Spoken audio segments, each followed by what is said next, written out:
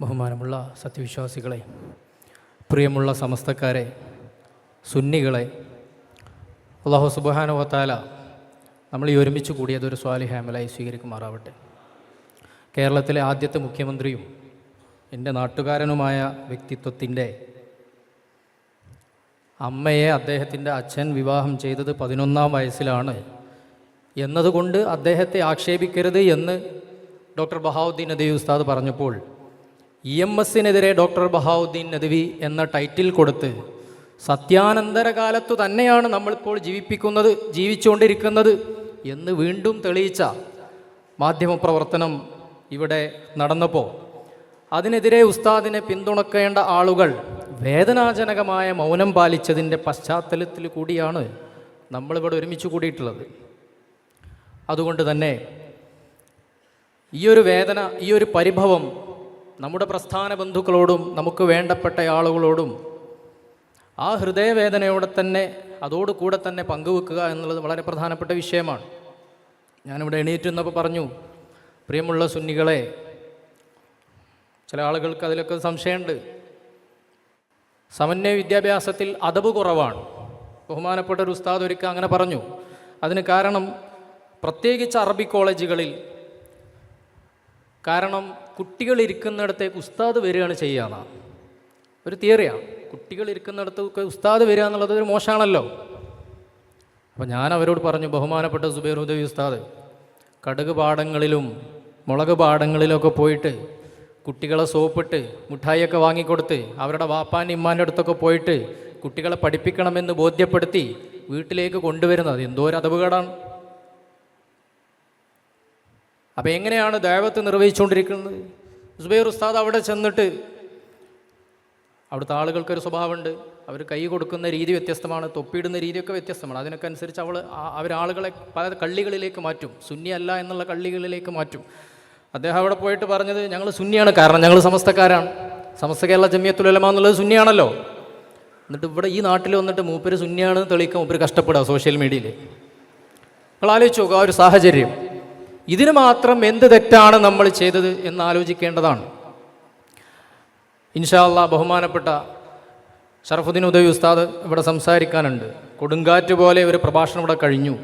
മന്ദമാരുതനെ പോലെ ഉസ്താദ് സംസാരിക്കാനുണ്ട്.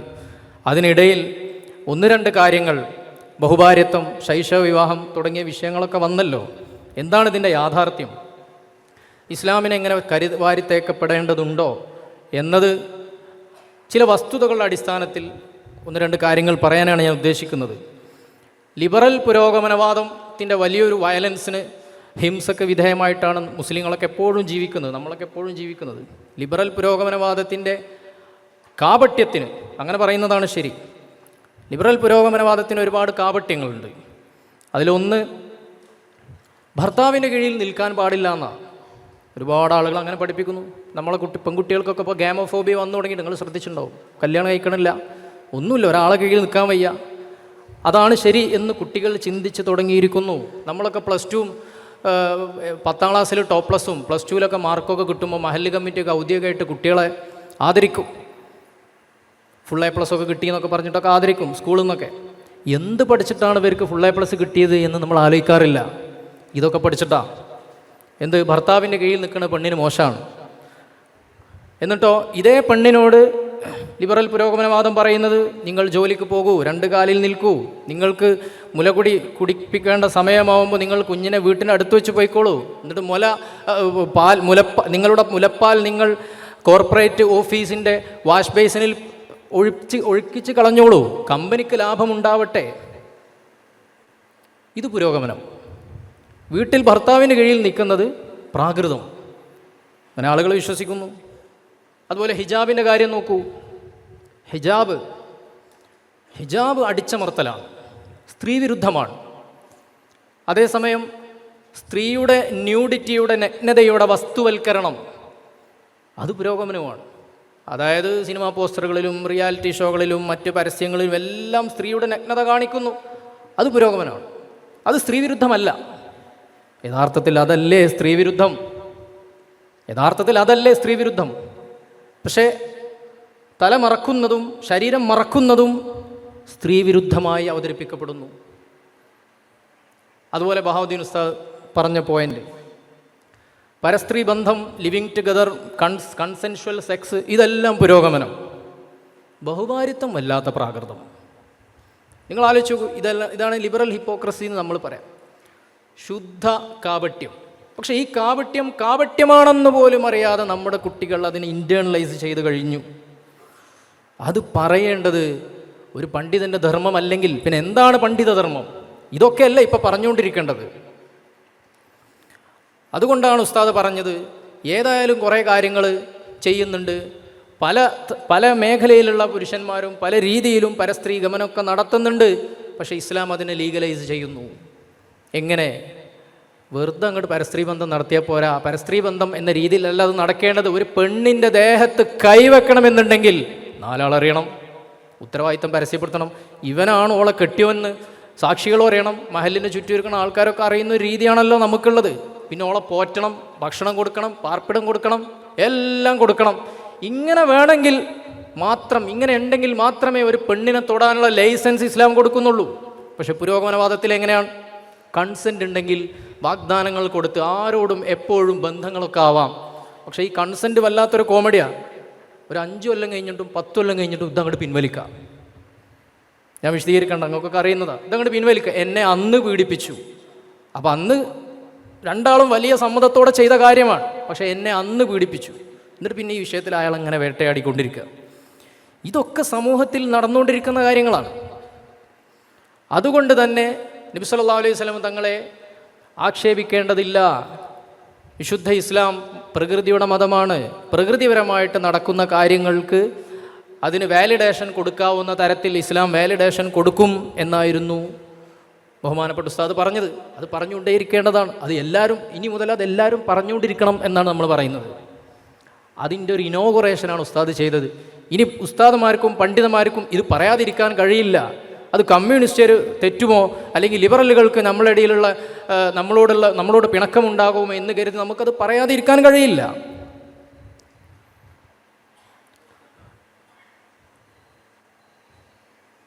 അപ്പം ശത്രുത തീർക്കാൻ വേണ്ടി ഭൈമി കാമുകന്മാരായ ആളുകൾ, സ്ഥാനമോഹികൾ, രാഷ്ട്രീയ ഭിക്ഷാന്തേഹികളൊക്കെ ശത്രു നിഗ്രഹത്തിന് വേണ്ടിയിട്ട് വിദ്വേഷ പ്രചാരണം നടത്താറുണ്ട്. പക്ഷേ ഉസ്താദിനെതിരെ വിദ്വേഷ പ്രചാരണം നടത്തിയത് എന്തിനാണ് എന്നുള്ളത് നമ്മളിപ്പോൾ അത്ഭുതപ്പെട്ടു പോവുകയാണ്. മീഡിയയുടെ കാര്യം പോട്ടെ, അവർക്ക് സെൻസേഷൻ മാത്രമാണ് അവരുടെ അന്നം. പ്രസ്ഥാന ബന്ധുക്കൾ എന്തുകൊണ്ടാണ് അത് ചെയ്യുന്നത് എന്ന് നമ്മൾ വേദനയോടെ ആലോചിച്ചുകൊണ്ടിരിക്കുക. അപ്പോൾ നമ്മൾ ബഹുഭാര്യത്വം എന്നൊക്കെ പറയുമ്പോൾ ഇതെല്ലാം കൂടി പറഞ്ഞു കേൾക്കുമ്പോൾ ഇതെല്ലാം കൂടി ഇസ്ലാം തുടങ്ങിയതാണ്, ഇസ്ലാമിലാണ് അതൊക്കെ ഉള്ളതെന്ന് തോന്നും. മനുഷ്യ ചരിത്രത്തിൽ തന്നെ അങ്ങനെയാണ്. ജോർജ് പി മർഡോക്ക് എന്ന് പറഞ്ഞൊരു ആന്ത്രപ്പോളജിസ്റ്റ് ഉണ്ട്, നരവംശാസ്ത്രജ്ഞൻ. അദ്ദേഹം 1949 ഒരു പുസ്തകം എഴുതി, സോഷ്യൽ സ്ട്രക്ചർ. 1967 മറ്റൊരു പുസ്തകം എഴുതി, ദി എത്നോഗ്രഫിക് അറ്റ്ലസ്. 1200 സൊസൈറ്റികളെ, സമൂഹങ്ങളെക്കുറിച്ച് അദ്ദേഹം അതിൽ പഠിച്ചു. എത്നോഗ്രഫിക് അറ്റ്ലസ് എന്നൊക്കെ പറഞ്ഞാൽ ആ വിഷയത്തിൽ ധാരണയുള്ളവർക്ക് അതിൻ്റെ ഗൗരവം മനസ്സിലാവും. ആ പുസ്തകത്തെക്കുറിച്ച് പറയുന്നത് the largest systematic survey of marriage and kinship in anthropology. മനുഷ്യൻ്റെ നരവംശാസ്ത്രത്തിലെ കുടുംബഘടനയെക്കുറിച്ചിട്ടും വിവാഹത്തെക്കുറിച്ചിട്ടുമുള്ള ഏറ്റവും സിസ്റ്റമാറ്റിക്കായ ഡോക്യുമെൻ്റാണ് ദി എത്നോഗ്രഫിക് അറ്റ്ലസ്. അതിൽ അദ്ദേഹം പറയുന്നത് മനുഷ്യൻ്റെ പ്രകൃതത്തിൻ്റെ ഭാഗമാണ് പോളിഗമി, പോളിജീനി എന്നും പറയാം, ബഹുഭാര്യത്വം. അത് ചില സ്ഥലങ്ങളിൽ, അനിവാര്യമായ സ്ഥലങ്ങളിലൊക്കെ പൊതുവെ കുടുംബഘടന, നരവംശാസ്ത്രപരമായി നോക്കുമ്പോൾ കുടുംബഘടനക്കനുസരിച്ച് അതുണ്ടായിട്ടുണ്ട്, ചരിത്ര വസ്തുതയാണ്. നമ്മളത് ന്യായീകരിച്ച് നമുക്ക് വേണ്ട ഒരു സംഭവമാക്കി മാറ്റല്ല. അങ്ങനെ ആകുമ്പോൾ ഇനി നാളെ മുതൽ എല്ലാവരും അതിനെക്കുറിച്ച് പ്രസംഗിച്ചോളൂ എന്നല്ല. ഇതുള്ള സ്ഥിതിക്ക് ഇതിൻ്റെ വസ്തുത മനസ്സിലാക്കാൻ വേണ്ടിയിട്ടാണ് പറയുന്നത്. ഇവിടെ സോഷ്യോളജി പഠിച്ച ആളുകൾ ഇവിടെ ഇരിക്കുന്നുണ്ടാവും. ക്ലൗഡി ലെവിസ്ട്രോസിനെ എല്ലാവർക്കും അറിയാം, സ്ട്രക്ചറൽ ആന്ത്രപ്പോളജിയുടെ ആളാണ്, സ്ട്രക്ചറലിസത്തിൻ്റെ ആളാണ്. അദ്ദേഹത്തിൻ്റെ ഒരു പുസ്തകമുണ്ട്, the elementary structures of kinship. 1949 ഇറങ്ങിയതാണ്. കുടുംബബന്ധം, സമൂഹത്തിൽ എന്തെങ്കിലും ഒരു ഘടന നിലനിൽക്കുന്നുണ്ടെങ്കിൽ അതിൻ്റെ ബേസിക് യൂണിറ്റ് ആണല്ലോ കുടുംബം. ഈ കുടുംബം എങ്ങനെ നിലകൊള്ളുന്നു എന്നതിന് അദ്ദേഹം വിശദീകരിക്കുന്നു. അദ്ദേഹവും ഈ അഭിപ്രായമാണ് പറയുന്നത്. അതുപോലെ റോബർട്ട് റിവേഴ്സിൻ്റെ ഒരു സങ്കല്പമുണ്ട്, പാരൻ്റൽ ഇൻവെസ്റ്റ്മെൻറ്റ്. ഒരു മനുഷ്യനാവട്ടെ ഏത് ജീവിയുമാകട്ടെ, പേരൻ്റ് ആവണമെന്നുണ്ടെങ്കിൽ, വാപ്പ ഉമ്മ എന്ന പദവിയിലേക്ക് അവർ വരണമെന്നുണ്ടെങ്കിൽ, എന്ന് പറഞ്ഞാൽ ഒരു കുഞ്ഞിനെ റീപ്രൊഡ്യൂസ് ചെയ്യണമെന്നുണ്ടെങ്കിൽ, ഒരു കുഞ്ഞിനെ ഉൽപ്പാദിപ്പിക്കണമെന്നുണ്ടെങ്കിൽ ആണുങ്ങൾക്ക് ചെറിയ ഇൻവെസ്റ്റ്മെൻറ്റേ ആവശ്യമുള്ളൂ. അത് ഏത് ജീവികളിലും. പെണ്ണുങ്ങൾക്ക് അതാണെങ്കിൽ ഒരുപാട് നാളത്തെ ഇൻവെസ്റ്റ്മെൻ്റ് ഉണ്ട്. അപ്പോൾ മനുഷ്യരുടെ കാര്യം തന്നെ എടുത്ത് നോക്കുക. ആണുങ്ങൾക്ക് നിമിഷങ്ങളുടെ ഇൻവെസ്റ്റ്മെൻ്റ് ഉള്ളൂ, പെണ്ണുങ്ങൾക്ക് ജസ്റ്റേഷൻ പീരീഡ് ഉണ്ട്, ലാക്ടേഷൻ പീരീഡ് ഉണ്ട്, പ്രഗ്നൻസി. KL 59E 725 ആ വാഹനം മാറ്റണമെന്ന് അറിയിക്കുന്നു, ശ്രദ്ധിക്കുക.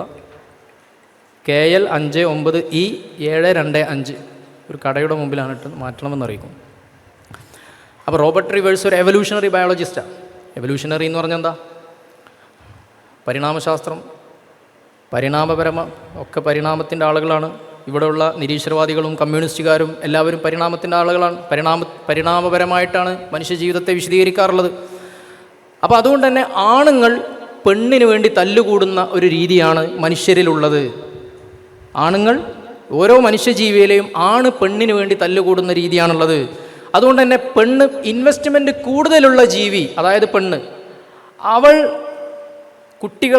കുറച്ചും കൂടി ഇണയെ തിരഞ്ഞെടുക്കുന്ന വിഷയത്തിൽ സെലക്റ്റീവായിരിക്കും, ശ്രദ്ധാലുവായിരിക്കും. പക്ഷെ ഓരോ ജീവികളിലെയും ആണുങ്ങൾ അവരത്ര സെലക്റ്റീവ് ആവില്ല, അവർ കോമ്പറ്റിറ്റീവ് ആയിരിക്കും. അവർ പെണ്ണിന് വേണ്ടി തല്ലുകൂടും. അതുതന്നെയാണ് കുഞ്ചന്തമ്പ്യാരൊക്കെ പറഞ്ഞത്, കനകം മൂലം കാമിനി മൂലം കലഹം പലവിധമുലകിൽ സുലഭം എന്ന് അദ്ദേഹം പാടിയിട്ടുണ്ട്. അപ്പം മനുഷ്യൻ്റെ നരവംശാസ്ത്രം, മനുഷ്യൻ്റെ സാമൂഹ്യ ശാസ്ത്രം, മനുഷ്യൻ്റെ കിൻഷിപ്പ്, കുടുംബഘടന, ഇതിനകത്തൊക്കെ ഇതൊരു വിഷയമാണ് ഈ ബഹുഭാര്യത്വം എന്നുള്ളത്. ഇത് പറഞ്ഞു കേട്ടാൽ തോന്നും റസൂലുള്ളാഹി സ്വല്ലല്ലാഹു അലൈഹി വസല്ലം തങ്ങൾ ഒരുപാട് ഭാര്യമാരെ കെട്ടി, ഒരുപാട് ഭാര്യമാരെ വിവാഹം കഴിച്ചു, അതുകൊണ്ട് മുസ്ലിങ്ങളെല്ലാവരും പ്രാകൃതരാണ് എന്ന് പറഞ്ഞ ഇക്വേഷനിൽ വിശ്വസിച്ചുകൊണ്ടാണ് ഒരുപാട് ആളുകൾ ജീവിക്കുന്നത്. അപ്പോൾ ഒരു ചോദ്യം, പെണ്ണിന് കുറേ ആണുങ്ങളെ കെട്ടാമോ? എന്നാൽ പിന്നെ അങ്ങനെയാണെങ്കിൽ അങ്ങനെയും പറ്റുമല്ലോ. ഒരു പെണ്ണിന് കുറേ ആണുങ്ങളെ കെട്ടാൻ പറ്റുമോ? നിങ്ങൾക്ക് തോന്നുന്നുണ്ടാവും ഇതൊക്കെ ഇപ്പോൾ എന്തിനാണ് ഇവിടെ പറയണത്, നമുക്കൊന്നും ഇപ്പോൾ അതിൽ സംശയമില്ലല്ലോ, ഇതൊക്കെ ഇപ്പോൾ ഇങ്ങനെ തന്നെയല്ലേ പോവുക. ഈ സംശയങ്ങളാണ് ചെറുപ്പക്കാരെന്നോട് ചോദിക്കാറില്ല, നിങ്ങളോട് പലരോടും ചോദിച്ചിട്ടുണ്ടാവും. മദ്രസ ആ ചോദ്യം നേരിട്ട് ഉസ്താദുമാർ ഇവിടെ ഉണ്ട്. അപ്പോൾ എന്താ ഉസ്താദ്, റസൂലുള്ളാഹി സ്വല്ലല്ലാഹു അലൈഹി വസല്ലം ഒരുപാട് ഭാര്യമാരെ കല്യാണം കഴിച്ചില്ലേ, അപ്പോൾ ഒരു പെണ്ണിന് കുറേ ഭർത്താക്കന്മാരുണ്ടെങ്കിലോ?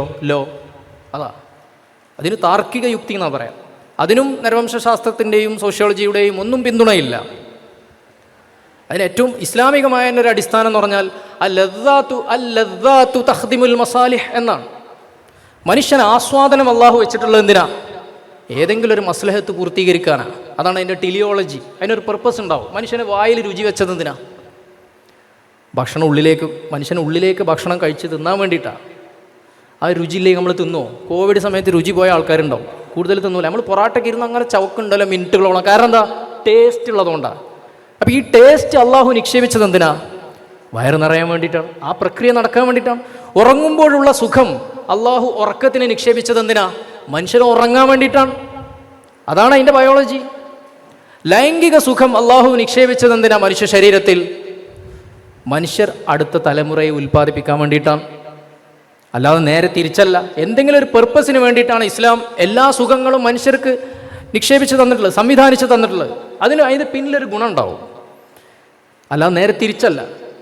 ആസ്വാദനത്തിന് വേണ്ടി മാത്രം ലൈംഗികത, അല്ലെങ്കിൽ തിന്നാൻ വേണ്ടി മാത്രം ജീവിക്കുക, അങ്ങനെയല്ല. ജീവിക്കാൻ വേണ്ടിയിട്ടാണ് തിന്നുക, അങ്ങനെയാണ്. അപ്പം എല്ലാ കാര്യങ്ങൾക്കും ഇസ്ലാമിനകത്തൊരു പേർപ്പസ് ഉണ്ടാവും. ഇനി നിങ്ങൾ ആ ഒരു സിനാരിയോ നിങ്ങൾ ആലോചിച്ച് നോക്കൂ. ഒരു വീട്ടിൽ ഒരു പെണ്ണ്, കുറേ ആണുങ്ങൾ, ആ പെണ്ണിന് വേണ്ടി ആകെ അടിയായിരിക്കും അവിടെ. മാത്രമല്ല മക്കളുണ്ടായാൽ തന്നെ സ്വത്ത് കൊടുക്കേണ്ടി വരുന്ന എഴുതിയിട്ട് ആൾക്കാർ പറയും ഇതിൻ്റെ പെണ്ണല്ല എന്ന് ആണുങ്ങൾ പറയാൻ സാധ്യതയുണ്ട്. അപ്പോൾ പറയും ഇപ്പോൾ DNA ടെസ്റ്റൊക്കെ ഉണ്ടല്ലോ, ഓരോ കുട്ടിക്കും DNA ടെസ്റ്റ് നടത്തുക. എല്ലാ സമൂഹങ്ങളിലും DNA ടെസ്റ്റൊന്നും അങ്ങനെ ഈസിലി ആക്സസിബിൾ ആവണമെന്നില്ല. ഇനി ആയാൽ തന്നെ അത് മാനിപ്പുലേറ്റ് ചെയ്യപ്പെടാം. ആ സീനാരിയോ വളരെ മോശമാണ്. അത് അങ്ങനെ മനുഷ്യ ചരിത്രത്തിൽ എവിടെയും പോളിയാൻഡ്രി, അതായത് ഒരു പെണ്ണിന് ഒരുപാട് ആണുങ്ങൾ എന്നുള്ള അവസ്ഥ കാണുന്നില്ല. വളരെ തുച്ഛം, 1% താഴെ ഒഴികെ. അത് തന്നെ നമ്മുടെ സാമ്പത്തികമായ കാര്യങ്ങളൊന്നും, ലാൻഡ് അതുപോലെ റിസോഴ്സൊന്നും പബ്ലിക് ആവാതെ, പുറത്തേക്ക് പോകാതിരിക്കാൻ വേണ്ടി ചില സെറ്റപ്പാണ്. അങ്ങനെയാണ്. നമ്മൾ ബഹുഭാര്യത്തെക്കുറിച്ച് പറഞ്ഞപ്പോൾ അരുൺ എഴുത്തച്ഛൻ്റെ ഒരു പുസ്തകമുണ്ട്, വിശുദ്ധ പാപങ്ങളുടെ ഇന്ത്യ. നിങ്ങളെല്ലാവരും ഒന്ന് വായിക്കണം. 2019 കേരള സാഹിത്യ അക്കാദമി അവാർഡ് കിട്ടിയ പുസ്തകം.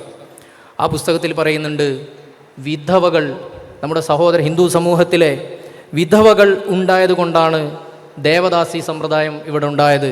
വിധവകൾ എന്ന് പറഞ്ഞാൽ വിവാഹമോചിതക്ക് പിന്നെ കല്യാണം കഴിക്കാൻ പാടില്ല. ഇസ്ലാമിൽ അങ്ങനെയല്ല. ഇസ്ലാമിൽ വിധവകളുണ്ടായാൽ അവരെ കൂടി സംരക്ഷിക്കാൻ വേണ്ടിയിട്ടാണ് ബഹുഭാര്യത്വം ഇസ്ലാമിന് അനുവദനീയമാക്കിയിട്ടുള്ളത്. നമുക്കറിയാം, വിശുദ്ധ പാപങ്ങളുടെ ഇന്ത്യ എന്നുള്ള പുസ്തകത്തിൽ പറയുന്നത് വേശ്യകളുടെ ജീവചരിത്രമാണ്. 7 സംസ്ഥാനങ്ങളിലൂടെ, ഒഡീഷ, ആന്ധ്രാപ്രദേശ്, ഇങ്ങനെ 7 സംസ്ഥാനങ്ങളിലൂടെ ഇതിൻ്റെ ഗ്രന്ഥകാരൻ സഞ്ചരിക്കുകയും അവിടെ ക്ഷേത്രങ്ങളിലേക്ക് നേർച്ചയാക്കപ്പെട്ട പെണ്ണുങ്ങൾ, അതുപോലെ വേശ്യകളായി വരുന്ന പെണ്ണുങ്ങളൊക്കെ ജീവിതം പഠിച്ചിട്ട് അദ്ദേഹം പറയുന്നത്, വിധവകളായ പെണ്ണുങ്ങളെ പിന്നെ കുടുംബങ്ങൾ സ്വീകരിക്കുന്നില്ല. വിധവയല്ലേ, പിന്നെ കല്യാണം കഴിക്കാൻ പാടില്ല. അങ്ങനെ അവർ ക്ഷേത്രങ്ങളിൽ വേശ്യപ്പണിക്ക് പോകുന്നു, അതുമായി ചുറ്റു സംഭവങ്ങളിൽ വേശ്യപ്പണിക്ക് പോകുന്നു, വേശ്യകളായിട്ട് തന്നെ വേശ്യാലയങ്ങളിലേക്ക് പോകുന്നു. എന്നിട്ട് അവരോട് ചോദിക്കുക, നിങ്ങൾ എന്തിനായി പണി എടുക്കുന്നത്? 3 നേരം ആഹാരം കിട്ടും എന്നാണ് അവരുടെ മറുപടി.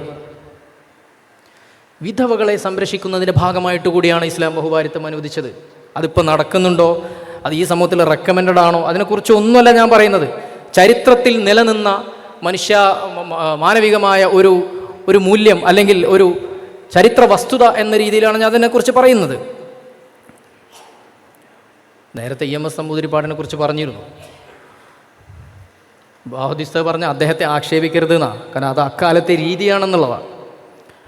അപ്പം ഞാനിന്ന് മനു എസ് പിള്ള എന്ന് പറഞ്ഞിട്ട് തിരുവനന്തപുരത്ത് ഒരു ചരിത്രകാരനുണ്ട്, നിങ്ങളൊക്കെ അറിയണം, ചെറുപ്പക്കാരനാണ്. അദ്ദേഹത്തിൻ്റെ ഒരു പുസ്തകമാണ്, ഒരു ലേഖനമുണ്ട്, EMS Namboodiripad's journey from God to reason, ദൈവത്തിൽ നിന്നും യുക്തിയിലേക്കുള്ള EMS നമ്പൂതിരിപ്പാടിൻ്റെ യാത്ര. അതിൽ അദ്ദേഹം പറയുന്നൊരു രസകരമായ വാചകമുണ്ട്.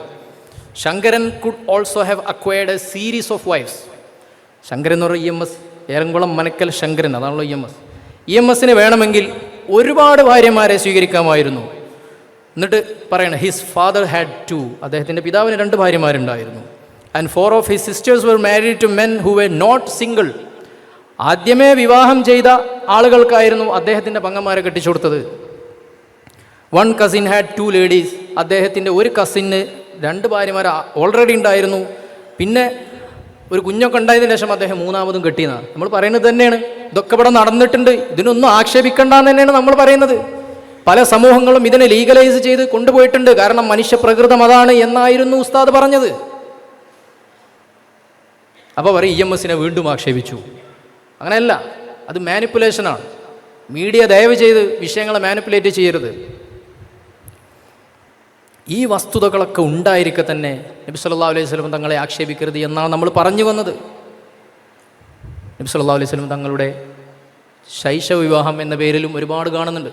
ഒരുപാട് മുസ്ലിംസ് വരുമാനമുണ്ടാക്കുന്നത് ഇസ്ലാമിനെ തെറി പറഞ്ഞിട്ടാണ്. എത്ര സംശയങ്ങളാണ് നമുക്ക് ഡെയിലി വരുന്നതെന്നറിയോ. നമുക്ക് തോന്നും, ഞാനൊരിക്കൽ ആലോചിച്ചിട്ടുണ്ട്, ബഹുമാനപ്പെട്ട ഇഫ്രി തങ്ങളെ പോയി കണ്ടിട്ട് മദർസൻ്റെ സിലബസൊക്കെ ഒന്ന് അടിയന്തരമായി മാറ്റണം എന്നൊന്ന് പോയി പറഞ്ഞാലോ. പിന്നെ പേടിച്ചിട്ട് ഞാൻ പോയില്ല. കാരണം ചോദ്യങ്ങൾ അങ്ങനെയാണ്. അത്രമേൽ 10ഉം 12ഒക്കെ വയസ്സായ കുട്ടികൾ വന്നിട്ട് ചോദിക്കുകയാണ്, ചെറിയ കുഞ്ഞല്ലേ ആയിഷ ബീവി എന്ന് ചോദിക്കുകയാണ്. കാരണം അവർക്കത് കിട്ടുന്നുണ്ട്. മുസ്ലിങ്ങളുടെ വീഡിയോ കണ്ടതിൽ നിന്ന് അവർക്ക് കിട്ടുന്നുണ്ട്. അവർ അൽഗോരിതം വേറെയാണ്, അവർ വേറെ ഗ്രഹത്തിലാണ് ജീവിക്കുന്നത്. നമ്മളെ പ്രശ്നങ്ങളല്ല അവരുടെ പ്രശ്നങ്ങൾ, നമ്മുടെ ആശങ്കകളല്ല അവരുടെ ആശങ്കകൾ. ആയിഷ ബീവി റളിയല്ലാഹു അൻഹ, ആയിഷ ഉമ്മ വിവാഹം കഴിച്ചത് 9 വയസ്സിലായിരിക്കാം. ആയിഷ ഉമ്മ ഒരു വനിതയാണ്. അള്ളാഹുവിൻ്റെ റസൂൽ വഫാത്തായതിനു ശേഷം 40 വർഷം അവിടുന്ന് ജീവിച്ചിട്ടുണ്ട്. ആയിഷ ഉമ്മ തന്നെയല്ലേ പറയേണ്ടത്, ഉമ്മഹാത്തുൽ മുഅ്മിനീനല്ലേ നബി സല്ലല്ലാഹു അലൈഹി വസല്ലം തങ്ങളുടെ ഉമ്മമാർ. നബി സല്ലല്ലാഹു അലൈഹി വസല്ലം തങ്ങളുടെ ഭാര്യമാർ നമ്മുടെ മുഅ്മിനീങ്ങളുടെ ഉമ്മയല്ലേ. ആയിഷ ഉമ്മ ഒരു വനിതയായത്, ആയിഷ ഉമ്മ വിജ്ഞാന പ്രചാരണം, വിജ്ഞാനോൽപാദനം നടത്തിയത് വിവാഹം ചെയ്തുകൊണ്ടാണ്. അള്ളാഹിൻ്റെ റസൂലിനെ വിവാഹം ചെയ്തത് കൊണ്ടാണ് ആയിഷ ഉമ്മ എന്ത് ചെയ്തിട്ടുള്ളത്? വിജ്ഞാനോൽപാദനം നടത്തിയത്. മുസ്ലിങ്ങളുടെ നിയമവ്യവസ്ഥയെ, മുസ്ലിങ്ങളുടെ ജീവിതത്തെ ഷെയ്പ്പ് ചെയ്യുന്ന സിഹാഹു സിത്തയിലെ 2010 ഏറ്റവും പ്രധാനപ്പെട്ട ആധികാരികമായ 6 ഹദീസ് ഗ്രന്ഥങ്ങളിലെ 2210 റിപ്പോർട്ടുകളാണ് ആയിഷ ബിയുടേതായിട്ടുള്ളത്. എന്ന് പറഞ്ഞാൽ മുസ്ലിം ജീവിതത്തെ ഷെയ്പ്പ് ചെയ്തതാരാണ്? അതിൽ പ്രധാനി ആയിഷ ബിവിയാണ്. അപ്പം എന്താ നോക്കേണ്ടത്? ഏത് വയസ്സിൽ വിവാഹം കഴിച്ചു എന്നല്ല, എങ്ങനെയായിരുന്നു ആ ദാമ്പത്യ ജീവിതം എന്നാണ് നോക്കേണ്ടത്. അള്ളാഹുവിൻ്റെ റസൂലിൻ്റെ മെസ്സേജ് എന്താണോ അതിനുവേണ്ടി ആയിഷ ഉമ്മ നിലകൊണ്ടു. പിന്നെ പറയാം 18 മാത്രമേ വിവാഹം കഴിക്കാവൂ എന്നൊക്കെ പറയും. എന്ന് പറയുമ്പോൾ അങ്ങനെ പറയാം. പക്ഷെ അതൊരു മോറൽ പൊസിഷനായിട്ട് എടുക്കാൻ കഴിയില്ല. അങ്ങനെ പറ്റൂ എന്ന് പറയുമെങ്കിൽ അത് നിയമത്തിനെ നമ്മൾ പാലിക്കും, അത് വേറെ വിഷയം. പക്ഷെ ആ നിയമത്തിന് അടിയിലും മേലെയും പോകുന്നതൊക്കെ പ്രാകൃതം എന്ന് പറഞ്ഞിട്ട് ആക്ഷേപിക്കാൻ കഴിയില്ല. അതിന് കാരണം എന്താണ്? ഒരു കാര്യം ശരിയാണോ തെറ്റാണോ നോക്കാൻ ഒരു പൊതുമാനദണ്ഡം വേണം. ഇപ്പോൾ ഡോളറിനോട് കമ്പയർ ചെയ്തിട്ട് നോക്കുമ്പോൾ നമ്മൾ എന്ത് പറയും? ഉദാഹരണത്തിന് ഇപ്പോൾ ഇന്ത്യൻ രൂപ പാകിസ്ഥാൻ രൂപയേക്കാൾ മുകളിലാണ്. ഡോളറിനോട് കമ്പയർ ചെയ്തിട്ടാണല്ലോ നോക്കുക. ഒരു കമ്പാരിസണും ഒരു പൊതുമാനദണ്ഡവും ഇല്ലാതെ ഇതിനേക്കാൾ ഉഷാറാന്ന് നമുക്ക് പറയാൻ കഴിയില്ല. അതായത് പുരോഗമനവാദികൾ തന്നെ പറയുന്നതാണ് ധാർമ്മികതയ്ക്ക് ഓരോ സംസ്കാരത്തിനും അനുസരിച്ചിട്ടുള്ളതാണ് ധാർമ്മികത. അതൊന്നും മതഗ്രന്ഥങ്ങൾ തീരുമാനിക്കേണ്ടല്ല. ഞങ്ങളെ സമൂഹത്തിൽ ഇഷ്ടമുള്ള ധാർമ്മികത ഞങ്ങൾ നടപ്പാക്കും. അത് പ്രകാരം ആയിഷാ ബീവിയുടെ വിവാഹം ഏതായാലും എതിർക്കാൻ പറ്റൂല. കാരണം ആ കാലത്തെ രീതി അതായിരുന്നു. അതന്നെയാണ് ബഹാവുദ്ദീൻ ഉസ്താദും പറഞ്ഞത്. ആ കാലത്തെ രീതി അതായിരുന്നു. മാത്രമല്ല ആയിഷാ ബീവിയുടെ കാര്യത്തിൽ നബി സല്ലല്ലാഹു അലൈഹി വസല്ലം വിവാഹം ചെയ്തിട്ടില്ലായിരുന്നുവെങ്കിൽ മറ്റൊരാൾ അവിടെ പ്രപ്പോസ് ചെയ്തിരുന്നിരുന്നു, ജുബൈർ ബിൻ മുത്ഇം റളിയല്ലാഹു അൻഹു. അദ്ദേഹം പിന്നീട് മുസ്ലിമായി. ആയിഷാ ബീവിയെ പറഞ്ഞു വെച്ചിരുന്നു. പിന്നീടാണ് നബി സല്ലല്ലാഹു അലൈഹി വസല്ലം കല്യാണം കഴിച്ചത്. ഏതായാലും Ayisha Beevi she's no more a child. Ayisha Beevi ഒരു കുട്ടിയല്ല, ഒരു ഉമ്മയാണ്. അതായത് ഇപ്പം ഒരു ആയിഷാ ബീവി എന്ന വനിതയെയാണ് നമ്മൾ കാണേണ്ടത്, ആ ചെറിയ കുഞ്ഞിനെയല്ല. ആ വനിത 21-ാം നൂറ്റാണ്ടിൽ ഒരു വനിതക്ക് ചെയ്യാൻ പറ്റാത്ത അത്ര സൗഭാഗ്യം അവർക്ക് ആ നൂറ്റാണ്ടിൽ ചെയ്യാൻ കഴിഞ്ഞിട്ടുണ്ട്. അവർ സ്വഹാബികളോട് ഡിബേറ്റ് നടത്തിയിട്ടുണ്ട്, വിജ്ഞാനോൽപാദനത്തിൽ ഏർപ്പെട്ടിട്ടുണ്ട്, നബി കൊണ്ടുവന്ന മെസ്സേജിന് വേണ്ടി അവർ നിലകൊണ്ടിട്ടുണ്ട്. അത് വെച്ചിട്ടല്ലേ അളക്കേണ്ടത്, കല്യാണപ്രായം വെച്ചിട്ടല്ലല്ലോ നോക്കേണ്ടത്. അപ്പോൾ ആധുനികത മനസ്സിലാക്കുന്നത് ഈ പ്രായത്ത് കല്യാണം കഴിച്ചാൽ ഇന്ന പ്രശ്നങ്ങളൊക്കെ ഉണ്ടാവും എന്നുള്ളതാണ്. അത് നബിയുടെ കാര്യത്തിൽ ആയിഷാ ബീവിയുടെ കാര്യത്തിൽ സംഭവിച്ചിട്ടില്ല. അപ്പോൾ നബി സല്ലല്ലാഹു അലൈഹി വസല്ലം തങ്ങളുടെ വിവാഹം കൂടുതൽ മാതൃകയാവുകയാണ് ചെയ്തത്. ആധുനികത ഭയക്കുന്നതൊന്നും അതിൽ സംഭവിച്ചില്ല. പിന്നെ ഈ വയസ്സിൽ പ്രത്യേകിച്ച് മാതൃക ഒന്നും ഇസ്ലാമിലില്ലല്ലോ. ഇസ്ലാമിൻ്റെ ഏറ്റവും വലിയ പ്രത്യേകത വയസ്സ് പറഞ്ഞില്ല എന്നുള്ളതാണ്. വിവാഹത്തിന് പ്രത്യേക വയസ്സൊന്നും പറഞ്ഞില്ല. പ്രായപൂർത്തിയും പക്വതയൊക്കെ ആകുമ്പോൾ കണ്ടറിഞ്ഞ് കല്യാണം കഴിക്കാനുള്ള വയസ്സ് പറഞ്ഞിരുന്നെങ്കിൽ അത് പ്രശ്നവുമായിരുന്നേനെ. പ്രത്യേകിച്ചൊരു വയസ്സും പറഞ്ഞില്ല. മാത്രമല്ല ഈ വയസ്സ് പറഞ്ഞ് കുറ്റം പറയുന്ന ആളുകളൊക്കെ ഒരു യൂണിവേഴ്സൽ ആയിട്ടൊരു വയസ്സ് നമുക്ക് പറഞ്ഞു തരാമെന്നുണ്ടെങ്കിൽ അത് അംഗീകരിക്കാമായിരുന്നു. പക്ഷെ അങ്ങനെയല്ല, ഓരോ കൾച്ചറിലും ഓരോ വയസ്സാണ് ഇപ്പോഴും. മാത്രമല്ല വിവാഹപ്രായത്തിൽ മാത്രമല്ല അഭിപ്രായ വ്യത്യാസമുള്ളത്. വേറെ രസകരമായ കാര്യം, ഉഭയസമ്മതപ്രകാരമുള്ള സെക്സിന് 18 ആവണ്ട. ജർമ്മനിയിൽ 14 ഫ്രാൻസിൽ 15 UK 16 അതായത് SLC കുട്ടികൾ പരസ്പര സമ്മതം ഉണ്ടെങ്കിൽ ലൈംഗിക ബന്ധമാവാം എന്നാണ് ജർമ്മനിയിലും UK നിയമം. അപ്പോൾ അത് പറ്റും. അതാണല്ലോ പുരോഗമനം. ഈ പുരോഗമനത്തെ പണ്ഡിതന്മാർ എതിർത്തില്ല, ഇവനെന്താ ചെയ്യുക? അപ്പോൾ അതിനുള്ളൊരു ഇനോഗറേഷൻ കൂടിയാണ് ഇപ്പം നടന്നത് എന്ന് നമുക്ക് ന്യായമായിട്ടും പറയാം. പിന്നെ പണ്ഡിതന്മാർ ഒറ്റ തിരിഞ്ഞ് ആക്രമിക്കുക എന്നൊക്കെ പറഞ്ഞാൽ നമ്മൾ ചെയ്താലും അവർ ചെയ്താലും ആര് ചെയ്താലും അതിലൊരു ഗുരുതരമായ പ്രശ്നമുണ്ട്. നമ്മൾ ലിബറലിസത്തോടെ എതിർത്ത് നിൽക്കുന്നത് ഇതിൻ്റെ ഏറ്റവും വലിയ നമ്മുടെ കയ്യിലുള്ള വാല്യൂ ഉസ്താമാരും മൂല്യന്മാരും തങ്ങന്മാരുമാണ്. അത് നമ്മുടെ കൾച്ചറൽ ക്യാപിറ്റലാണ്. ഉസ്താദ്മാർ പറയുന്ന അത് കേൾക്കുക. ഉസ്താദ് അങ്ങനെ പറഞ്ഞിരിക്കണം, എന്നാൽ പിന്നെ അങ്ങനെ ചെയ്യുക. എത്രത്തോളം എന്ന് വെച്ചാൽ നമ്മൾ വണ്ടിയൊക്കെ ഓടിച്ച് പോകുമ്പോൾ അല്ലെങ്കിൽ നമ്മൾ ട്രെയിനിലൊക്കെ നമ്മൾ പോകുമ്പോൾ പെട്ടെന്ന് ചില പെണ്ണുങ്ങൾ തട്ടിടുന്ന കാണും. നമ്മളെ ഇവിടെ പോയിട്ടുണ്ടാവുള്ളൂ, നമ്മൾ നോക്കിയിട്ടോ ശ്രദ്ധിച്ചിട്ടൊന്നും ഉണ്ടാവില്ല, പെട്ടെന്ന് തട്ടിടും. അപ്പോൾ ഉസ്താദ്മാരെ കണ്ടാൽ തട്ടിടാന്നുള്ളൊരു ബോധം അവരുടെ മനസ്സിലുണ്ടായതുകൊണ്ടാണ്. ഈ സാധനം നഷ്ടപ്പെട്ട് കഴിഞ്ഞാൽ പിന്നെ ദീനില്ല. ഈ സാധനം നഷ്ടപ്പെടൽ എങ്ങനെയാണ്? പണ്ഡിതന്മാരെ ഒറ്റതിരിഞ്ഞ് ആക്രമിക്കുമ്പോഴാണ്. പണ്ഡിതന്മാരും തങ്ങന്മാരും ഉലമാക്കളൊക്കെ ദീനിൻ്റെ കൾച്ചറൽ ക്യാപിറ്റലാണ്, ദീനിൻ്റെ നെടുന്തൂൺ. അത് പോയാൽ പിന്നെ ദീനില്ല. അല്ലെ പിന്നെ ഖുർആൻ മാത്രം ഇറക്കിയാൽ മതിയായിരുന്നല്ലോ. എന്തുകൊണ്ടാണ് റസൂലുള്ളാഹി സ്വല്ലല്ലാഹു അലൈഹി വസല്ലം തങ്ങൾ റിസാലത്ത് എന്തിനാ? ഖുർആൻ കിതാബ് മാത്രം മതിയല്ലോ, റിസാലത്ത് എന്തിനാ? വ്യക്തികൾ ദീൻ നിലനിൽക്കാൻ ശുദ്ധരായ വ്യക്തികൾ, സിംബലുകൾ സമൂഹത്തിൽ നിലനിൽക്കേണ്ടത് ആവശ്യമുണ്ട്. അതുകൊണ്ട് തന്നെ പബ്ലിക്കിൽ നിന്നും അല്ലെങ്കിൽ മുഖ്യധാരയിൽ നിന്നും അല്ലെങ്കിൽ സാംസ്കാരിക രംഗത്ത് നിന്നും ഒരു പണ്ഡിതന് ഒറ്റതിരിഞ്ഞുള്ള ആക്രമണം നേരിടുമ്പോൾ നമ്മളാരും മൗനം പാലിക്കാൻ പാടില്ല. നമ്മൾ ആ വിഷയത്തിൽ ആ പണ്ഡിതൻ്റെ കൂടെ നിൽക്കണം. പ്രശ്നങ്ങൾ എന്തെങ്കിലുണ്ടെങ്കിൽ അത് ചൂണ്ടിക്കാണിക്കും വേണം. ഇപ്പോൾ കഴിഞ്ഞ വെള്ളിയാഴ്ചത്തെ സുപ്രഭാതം വളരെ വിശദമായിട്ട് സർക്കാരിൻ്റെ ആരോഗ്യരംഗത്തെ കെടുകാര്യസ്ഥതയ്ക്കെതിരെ ശക്തമായിട്ട് വിമർശിക്കുന്നുണ്ട്. സ്വാഭാവികമാണ്, പത്രധർമ്മമാണല്ലോ. പണ്ഡിതധർമ്മമുണ്ട്, അത് കമ്മ്യൂണിസത്തെ വിമർശിക്കും. കമ്മ്യൂണിസത്തെയും ലിബറലിസത്തെയും വിമർശിക്കൽ പണ്ഡിതധർമ്മമാണ്. ആ വിമർശനത്തിന് മാത്രം എന്താണ് പ്രശ്നം? ബഹാവുദ്ദീൻ ഉസ്താദ് അത് ചെയ്യുമ്പോൾ മാത്രം എന്താണ് പ്രശ്നം? മുസ്ലിം സംഘടനകൾക്കിടയിൽ പരസ്പരം പ്രശ്നം ഉണ്ടാവുന്നത് നമുക്ക് സഹിക്കാം. അതിനേക്കാൾ ഭീകരമാണ് പുറത്ത് നിന്ന് ശത്രുക്കൾ അറ്റാക്ക് ചെയ്യുമ്പോൾ ബാക്കിയുള്ളവർ മിണ്ടാതിരിക്കുന്നത് അതിലേറെ ഭീകരമാണ്. നമ്മൾ ശ്രദ്ധിക്കേണ്ട ചില വിഷയങ്ങളുണ്ട്. ഇപ്പോൾ ബിഗ് ബോസ് എന്ന് പറഞ്ഞിട്ടൊരു ഷോ നടക്കും, നമുക്കറിയാം. ഹോമോ നോമാറ്റിവിറ്റിയെ നോർമലൈസ് ചെയ്യാനുള്ള പരിപാടിയാണ്. 2 പെൺകുട്ടികൾ ഒരുമിച്ച് ജീവിക്കുന്നു, അവരെല്ലാം പങ്കിട്ട് ജീവിക്കുന്നു. കുട്ടികളത് കാണുകയാണ്. കുട്ടികൾ കണ്ടിട്ട് ഇനി ഇങ്ങനെയും ആവാലോ എന്ന് കുട്ടികൾ പറഞ്ഞിട്ട് അമ്മമാരും അച്ഛന്മാരും ഫേസ്ബുക്കിൽ പോസ്റ്റ് ഇടുകയാണ്. എൻ്റെ കുട്ടികൾ ഈ ഷോ കണ്ടിട്ട് ഇവിടെ പ്രശ്നമാവുന്നുണ്ട് എന്ന് പറഞ്ഞിട്ട്. അതിനെക്കുറിച്ചൊക്കെ പണ്ഡിതന്മാർ പറയേണ്ട സമയമായിട്ടുണ്ട്. പണ്ഡിതന്മാർ ഇതിനെക്കുറിച്ച് പറയണം. മുമ്പ് മുജാഹിദുകളുടെ വിഷയത്തിലും ജമാഅത്തിൻ്റെ വിഷയത്തിലും തബ്ലീഗിൻ്റെ വിഷയത്തിലൊക്കെ തബ്ലീഗ് എന്താണെന്നും മുജാഹിദ് എന്താണെന്നും ജമാഅത്ത് എന്താണെന്നും ദൈവശാസ്ത്രവും തിയോളജിയും ഫിലോസഫിയും ഒക്കെ പഠിച്ചിട്ടാണോ നമ്മളൊക്കെ സാധാരണക്കാരായ മനുഷ്യർ, നമ്മൾ ഉൾപ്പെടുന്ന ആളുകളൊക്കെ സുന്നികളായതല്ലല്ലോ. ഉസ്താദ്മാർ പറഞ്ഞു അത് പറ്റൂല, അങ്ങോട്ട് പോണ്ട. ഇതുപോലെ പറഞ്ഞു കൊടുക്കേണ്ട ഒരു സമയമാണിത്. മുമ്പ് നമ്മുടെ ഉന്നത വിദ്യാഭ്യാസ മന്ത്രി ഒരിക്കൽ ട്വീറ്റ് ചെയ്തു, പേര് ഞാൻ പറയുന്നില്ല, നിങ്ങൾക്കറിയാം. We are in the works of creating a new Kerala. നമ്മളൊരു പുതിയ കേരളം സൃഷ്ടിക്കാൻ പോവുകയാണ്. എന്താ? One defined by equity and sensitivity. നല്ല നീതിയുക്തമായൊരു കേരളം നമ്മൾ സൃഷ്ടിക്കാൻ പോവുകയാണ്. എന്താണ് ആ കേരളത്തിൻ്റെ പ്രത്യേകത? അവർ students should first be given access to education in a free environment unhindered by the burden of society's heteronormative expectations. Heteronormative പ്രതീക്ഷകളിൽ നിന്നും മുക്തമായൊരു സമൂഹത്തെ കേരളത്തിൽ സൃഷ്ടിക്കാൻ പോവുകയാണ്. അതിന് നമ്മൾ പിന്തുണ ഉണ്ടാവണമെന്നാണ്. എന്താ ഹെറ്ററോനോർമാറ്റീവ് സൊസൈറ്റി എന്ന് പറഞ്ഞാൽ? വാപ്പ ഇമ്മ മക്കൾ, വാപ്പ ഉമ്മ മക്കൾ, ഈ കുടുംബഘടന മാറിയിട്ട് വാപ്പ ഉമ്മ ഉമ്മ, ഇങ്ങനെയുള്ള കുടുംബഘടന ഇവിടെ ഉണ്ടാവണം എന്ന്. അതാണ് പുരോഗമനം എന്ന്. അതാണ് ഹോമോ നോമാറ്റിവിറ്റി എന്ന് പറഞ്ഞാൽ. ഇത് ട്വീറ്റ് ചെയ്തത് 2021 ഡിസംബർ 15 കമ്മ്യൂണിസ്റ്റുകളാണ്. നമുക്ക് നമ്മുടെ ബോധ്യത്തെയും നമ്മുടെ കൾച്ചറൽ ക്യാപിറ്റലിനെയും തകർക്കുന്ന മൂല്യങ്ങൾ ഒളിച്ചു കടത്തുന്നുണ്ടെങ്കിൽ, അല്ലെങ്കിൽ ഔദ്യോഗികമായ രൂപത്തിലോ അല്ലാതെയോ വരുന്നുണ്ടെങ്കിൽ അതിനെ പറയാനുള്ള അവകാശം നമുക്കില്ലേ? അത് പണ്ഡിതന്മാർ തീർച്ചയായിട്ടും പറയണ്ടേ? ഇതിനെ നോർമലാക്കണം എന്നാണ് പറഞ്ഞ്. ഏതെങ്കിലും ആണുങ്ങൾ ഒരുമിച്ച് ജീവിക്കുകയോ ഏതെങ്കിലും പെണ്ണുങ്ങളും ഒരുമിച്ച് ജീവിക്കുകയോ അതല്ല. അത് സമൂഹത്തിൽ പലയിടത്തും ഉണ്ട്. പക്ഷേ ആണും ഒരുമിച്ച് ജീവിക്കുക, പെണ്ണും ഒരുമിച്ച് ജീവിക്കുക എന്നുള്ള അവസ്ഥ നോർമലാവണം, സ്വാഭാവികമാകണം. വാപ്പ ഉമ്മ എന്ന കുടുംബഘടന അല്ല വേണ്ടത്, മറ്റേത് വരണം. അങ്ങനെയാണ് പുതിയ കേരളത്തെ നമ്മൾ സൃഷ്ടിക്കാൻ പോകുന്നത് എന്നായിരുന്നു. നമ്മൾ ആലോചിക്കി, സമുദായ പാർട്ടിയുടെ, ഒരു മുസ്ലിം സമുദായ പാർട്ടിയുടെ ഒരു മന്ത്രിയോ MLA ഇങ്ങനെ ട്വിറ്ററിൽ എഴുതാൻ നിങ്ങൾ സങ്കല്പിച്ചു നോക്കി. ആരോ ആവട്ടെ, നമ്മളൊരു പുതിയ കേരളത്തെ സൃഷ്ടിക്കാൻ പോകുന്നു. അവിടെ ഒരു പ്രോഗ്രാമുകളും ക്യാമ്പസിലും മറ്റു പ്രോഗ്രാമുകളിലൊക്കെ പെൺകുട്ടികൾ വേറെയും ആൺകുട്ടികൾ വേറെയും ആക്കിയിട്ട് നമ്മൾ ഇരുത്താൻ പോകുന്നു.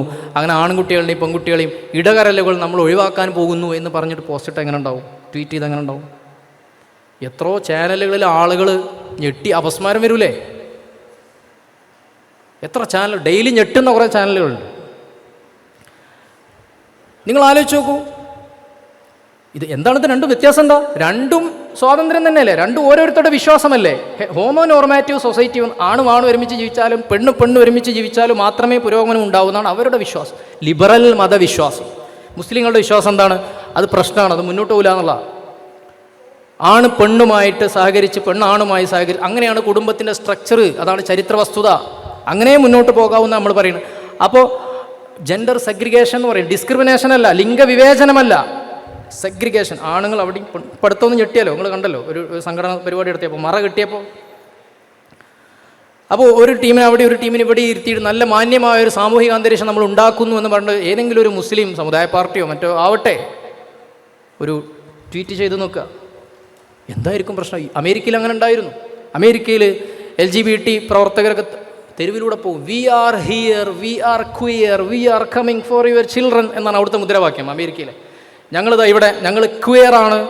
ക്വിയർ എന്ന് പറഞ്ഞാൽ നിങ്ങൾക്കറിയും, ഞങ്ങൾ ക്വിയറാണ്, ഞങ്ങളിതാ we are coming for your children, ഞങ്ങൾ നിങ്ങളെ കുട്ടികളെ എടുക്കാൻ വേണ്ടി വരുന്നു. അതായത് കുട്ടികളെ ആണുമായുള്ള സെക്സിലേക്കും പെണ്ണുമായുള്ള സെക്സിലേക്കും അതുപോലെ മറ്റു വിഷയങ്ങളിലേക്കൊക്കെ ആകർഷിക്കാൻ വേണ്ടി ഇതാ ഞങ്ങൾ വരുന്നു, ഇത് ഞങ്ങളുടെ അവകാശമാണ് എന്ന് തെരുവിലൂടെ മുദ്രാവാക്യം വിളിച്ചു പോകുന്ന അമേരിക്കയിലെ ആക്ടിവിസ്റ്റുകൾ. എന്നിട്ട് ഷെയ്ഖ് ഇമാം സെയ്ദ് ഷാക്കിർ ചോദിക്കുന്നൊരു ചോദ്യമുണ്ട്, US ഇമാം. അദ്ദേഹം പറയുന്നുണ്ട്, നിങ്ങളൊന്ന് സങ്കല്പിക്കൂ, മുസ്ലിങ്ങൾ അമേരിക്കയുടെ തെരുവിലൂടെ we are here, we are Muslims, we are coming for your children എന്ന് പറഞ്ഞ് മുദ്രാവാക്യം നടത്തി എങ്ങനെ ഉണ്ടാവും? ഞാൻ പറഞ്ഞ വ്യത്യാസം നിങ്ങൾക്ക് മനസ്സിലായിട്ടുണ്ടാവും. ഇത് നമ്മൾ ശ്രദ്ധിക്കേണ്ട വിഷയമാണ്. തൃശ്ശൂരിലെ കേരളവർമ്മ കോളേജ്, ആ കോളേജിൻ്റെ മുമ്പിൽ കമ്മ്യൂണിസ്റ്റ് പാർട്ടിയുടെ ഒരു പോഷക സംഘടന വെച്ച ഒരു ഫ്ലക്സ് എന്താ?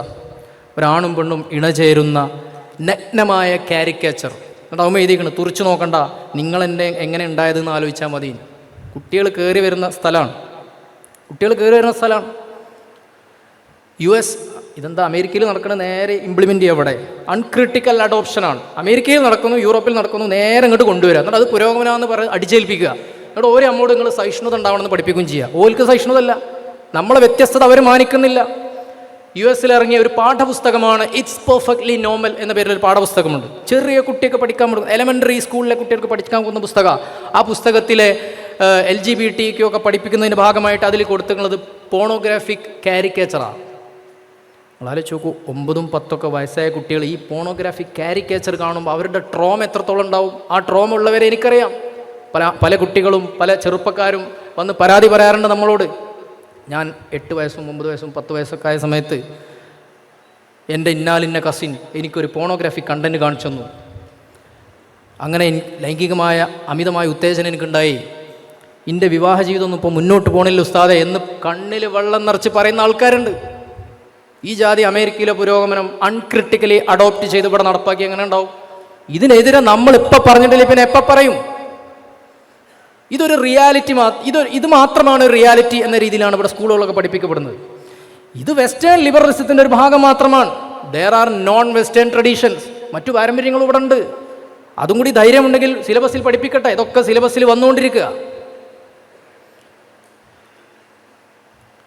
അപ്പോൾ നമ്മൾ ഭരണകൂടത്തെ വിമർശിക്കാൻ പാടില്ല. അങ്ങനെ ഇപ്പോൾ മുമ്പ് കുറച്ച് തിയറികളൊക്കെ വന്നിരുന്നു. ഭരണകൂടത്തെ വിമർശിക്കുന്നത് സുന്നത്ത് ജമാഅത്തിന് വിരുദ്ധമാണ്. ആര് പറഞ്ഞു? അൽ ഹുറൂജ് അലൽ ഹാക്കിം, അതാണ് സുന്നത്ത് ജമാഅത്തിന് വിരുദ്ധം. ഭരണകൂടത്തെ അട്ടിമറിച്ച് ക്രമസമാധാന നില തകർക്കരുത് എന്നുള്ളതാണ്, അതാണ് സുന്നത്ത് ജമാഅത്ത്. ഭരണകൂടത്തെ വിമർശിക്കേണ്ടെന്ന് ആര് പറഞ്ഞു? പ്രത്യേകിച്ച് നമ്മളിപ്പോൾ ഇന്ത്യയിലെ അവസ്ഥയൊക്കെ നോക്കൂ. Every one is A digit. അങ്ങനെയാണ്, ഓരോരുത്തരും ഓരോ അക്കമാണ്, വോട്ടുകളായി മാറേണ്ട അക്കം. ഈ എല്ലാ അക്കങ്ങളും ഒരുമിച്ച് കൂടി വോട്ടായി മാറി പാർലമെൻറ്റിലെത്തി നമ്മുടെ കാര്യം പറഞ്ഞാലേ അവകാശങ്ങൾ കിട്ടൂ എന്ന അവസ്ഥയിലുള്ള പ്രാതിനിധ്യപരമായ ഒരു സാമൂഹ്യ ഘടനയാണ് ഇന്ത്യയുടേത്. പ്രാതിനിധ്യപരമാണ് ഇന്ത്യയുടേത്.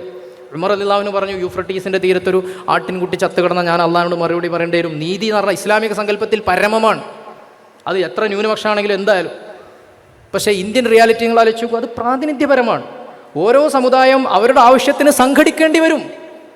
ആ സംഘശക്തിയുടെ കൂടെ നമ്മൾ നിൽക്കും. അത് സുന്നത്ത് ജമാഅത്തിന് വിരുദ്ധമാവില്ല. അതിൻ്റെ കൂടെ നിൽക്കലാണ് ഏറ്റവും വിവേകപൂർണമായ നിലപാട് എന്നുള്ളത് തന്നെയാണ്. ഇപ്പോൾ സ്വാതന്ത്ര്യത്തിന് ശേഷം നമ്മൾ കേരളത്തിലേക്ക് തന്നെ വരാം. സ്വാതന്ത്ര്യത്തിന് ശേഷം ഇവിടെ ഉണ്ടായിരുന്ന 2 സ്കൂൾ ഓഫ് തോട്ട് ഉണ്ടായിരുന്നു. ഒന്ന് പൊതുധാരയോട് ചേർന്ന് പോവുക, കോൺഗ്രസും മറ്റു പാർട്ടികളോടൊക്കെ ചേർന്ന് പോവുക. 2 സ്വയം സംഘടിക്കുക. 2 സ്കൂൾ ഓഫ് തോട്ടാണ്. 2 രീതിയിലും അത് ഇന്ത്യയിൽ നടപ്പായിട്ടുണ്ട്. പലയിടത്തും ഏറ്റവും കൂടുതൽ വിജയിച്ച രണ്ടാമത്തെ എന്ന് തന്നെ നമുക്ക് പറയാം. ഇതിനു മുന്നിൽ നിന്നവരായിരുന്നു നമ്മുടെ ഏറ്റവും വലിയ പൊട്ടൻഷ്യലായ സോഷ്യൽ അതോറിറ്റികളായ പാണക്കാട് സയ്യിദുമാർ.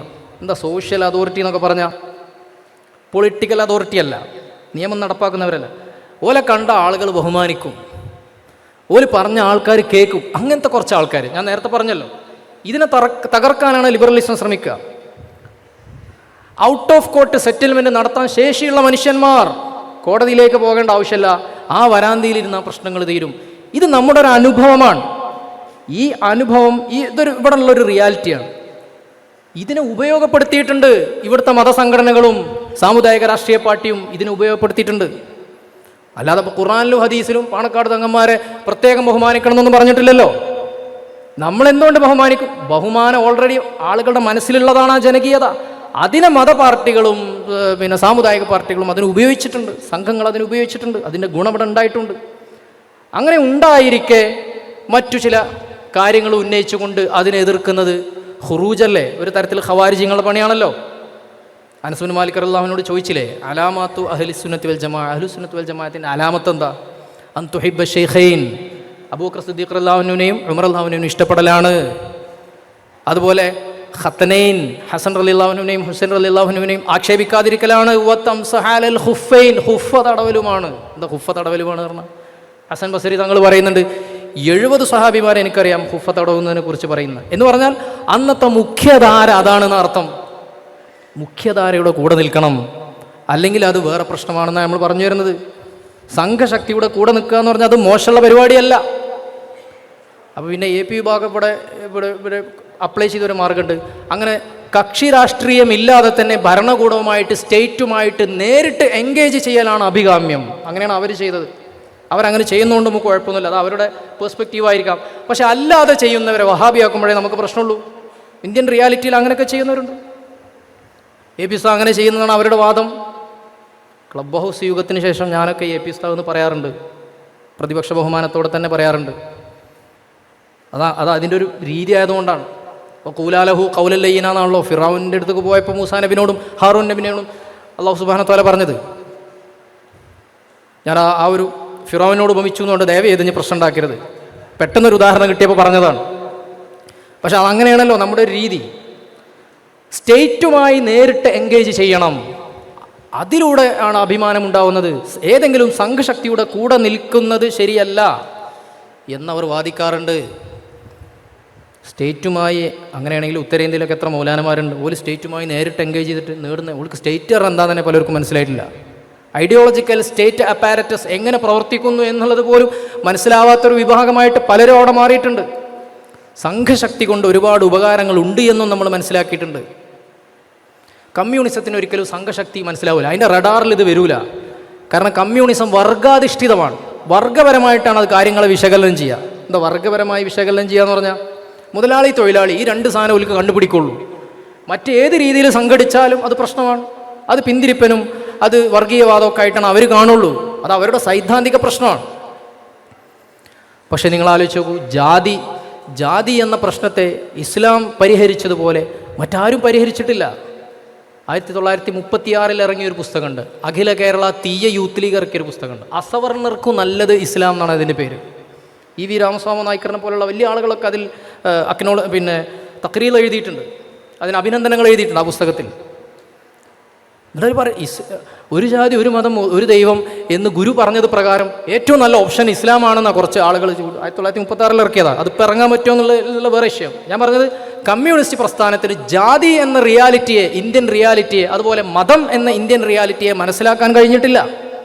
അതുകൊണ്ടാണല്ലോ രോഹിത് വെമുലയൊക്കെ ആത്മഹത്യ ചെയ്തത്. രോഹിത് വെമുല ക്ലാസ്സിൽ വലിയ സ്കോളർഷിപ്പൊക്കെ ഉള്ള ആളായിരുന്നു. ക്ലാസ്സിൽ ചോദ്യങ്ങൾ ഇങ്ങനെ ചോദിക്കും. ഒരിക്കൽ രോഹിത് വെമുലൻ്റെ ഹൈദരാബാദ് യൂണിവേഴ്സിറ്റിയിലെ രോഹിത് വെമുലൻ്റെ പ്രൊഫസർ പറഞ്ഞു, നീ വല്ലാതെ ഇളക്കണ്ട, ചോദ്യം ചോദിക്കണം, നീ മാലയല്ലേ എന്ന് ചോദിച്ചു. മാല എന്ന് പറഞ്ഞാൽ അദ്ദേഹത്തിൻ്റെ ജാതിയാണ്.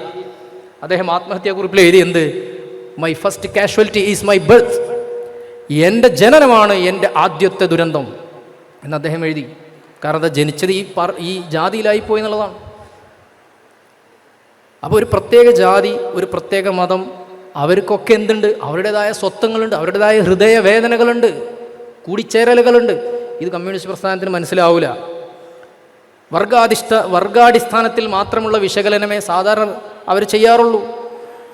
അതുകൊണ്ടാണ് നമ്മളൊക്കെ പിന്തിരിപ്പന്മാരായി പോകുന്നത്. ആ വ്യത്യാസം നമ്മൾ മനസ്സിലാക്കണം. അതുകൊണ്ടാണ് ഇങ്ങനെ സംഭവിക്കുന്നത് എന്ന് മനസ്സിലാക്കണം.